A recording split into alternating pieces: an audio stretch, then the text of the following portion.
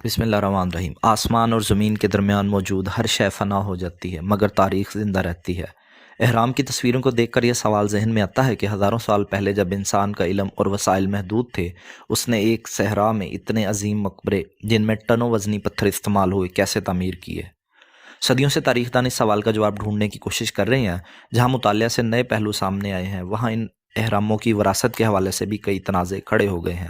اسرائیلی تاریخ دان یہ دعویٰ کرتے ہیں کہ اہراموں کی تعمیر قدیم یہودی غلاموں نے کی تھی، چنانچہ دنیا کے 7 عجائبات میں شامل ان اہرام کی تاریخ کے حقیقی وارث یہودی ہیں۔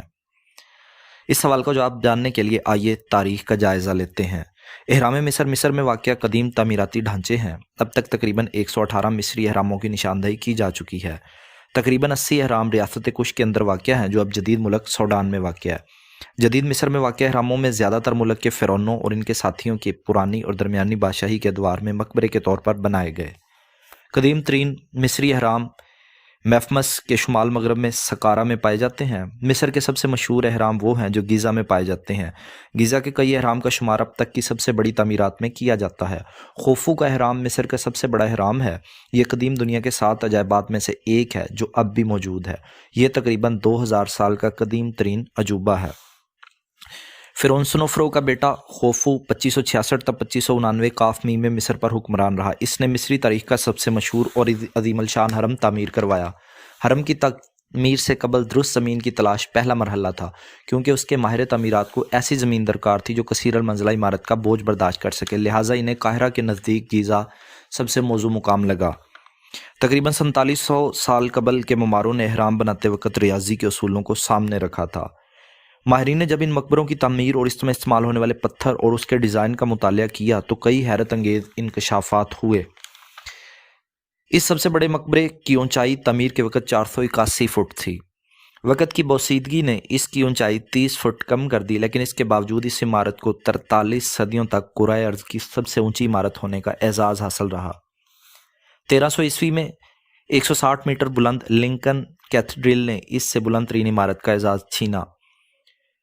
اس مقبرے کی بنیاد مربع شکل کی ہے، جس کی ہر جانب کی لمبائی 751 فٹ ہے اور اس کی پیمائش میں معمولی فرق بھی نہیں ہے۔ جیسے جیسے عمارت بلند ہوتی جاتی ہے، اس کی چوڑائی ایک ترتیب کے ساتھ کم ہوتی چلی جاتی ہے اور 481 فٹ کی بلندی پر پہنچ کر عمارت کے چاروں کونے ایک نقطے پر مرکوز ہو جاتے ہیں۔ بلندی سے پیندے تک یہ عمارت ہر جانب سے 51 ڈگری کا زاویہ بناتی ہے۔ عمارت کا ہر کونا قطب نما کے چاروں اطراف یعنی مشرق، مغرب، شمال، جنوب پر پوری طرح منطبق ہو جاتا ہے۔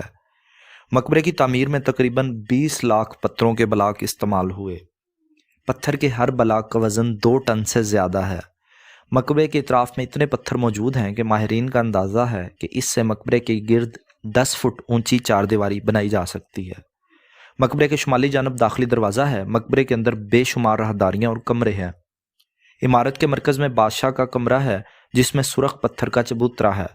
مرکزی کمرے کے داخلی راستے پر ایک خاص انداز کے نوکیلے پتھر استعمال کیے گئے ہیں اور انہیں اس مہارت سے جوڑا گیا ہے کہ اندر کاغذ کا پرزہ بھی نہیں سما سکتا۔ مقبروں کی تعمیر کے ساتھ مصری بادشاہوں کے سامنے ان کی حفاظت کا مسئلہ بھی سامنے آیا، کیونکہ یہاں صرف ممی ہی نہیں رکھی جاتی تھیں بلکہ ضروریات زندگی سے لے کر آرائش و زبائش اور ہیرے جواہرات تک قیمتی اشیاء سے یہ اہرام بھر دیے جاتے تھے۔ قدیم مصری اہراموں میں نقب زنی آسان نہ تھی، کیونکہ انہیں پتھروں اور بھول بھلائیوں نما راہداریوں سے محفوظ بنایا جاتا تاکہ مرنے والا یہاں سکون سے رہ سکے، لیکن اس کے باوجود کوئی بھی مقبرہ نقب زنوں سے محفوظ نہیں رہا۔ ان اہراموں کی تعمیر سے متعلق کئی روایات منسوب ہیں۔ کہا جاتا ہے کہ یہ تعمیر انسانی کام نہیں بلکہ ان مقبروں کو جنات یا کسی اور مخلوق نے بنایا۔ قاہرہ کے نزدیک صحرا میں واقع یہ عظیم تاریخی عمارت مصر کی آمدنی کا ایک بہت بڑا ذریعہ بھی ہے۔ یہاں ہر سال لاکھوں سیاح اسے دیکھنے اور بنانے والوں کی ہنرمندی کو خراج عقیدت پیش کرنے آتے ہیں۔ یروشلم پوسٹ میں شائع ہونے والے ایک انٹرویو میں مصری ماہر آثار قدیمہ ڈاکٹر نواب شعیب نے یہودیوں کے دعوے کی تاریخی حقائق سے نفی کی اور کہا کہ یہ 1300 سال قبل از مسیح کا زمانہ ہے، جبکہ عظیم اہرام اس سے بھی 1400 سال قبل قدیم چوتھی سلطنت کے دور میں تعمیر ہوئے تھے۔ انہوں نے کہا کہ 5000 سال قبل اہرام بنانے والے لوگ غلام نہیں بلکہ دریائے نیل کے کناروں پر آباد قدیمی مصری باشندے تھے۔ تاریخ یہ بھی بتاتی ہے کہ اہرام کی تعمیر کم و بیش 20 برسوں پر پھیلی ہوئی ہے اور انہیں یکمشت نہیں بلکہ یہ ایک طرح کا موسمی نوعیت کا کام تھا، اور مزدور موسم بہتر ہونے کے بعد اپنی بستیوں کو لوٹ جاتے تھے اور اگلے برس سیلابی ریلے انہیں پھر احرام کی تعمیر کے لیے لے آتے تھے۔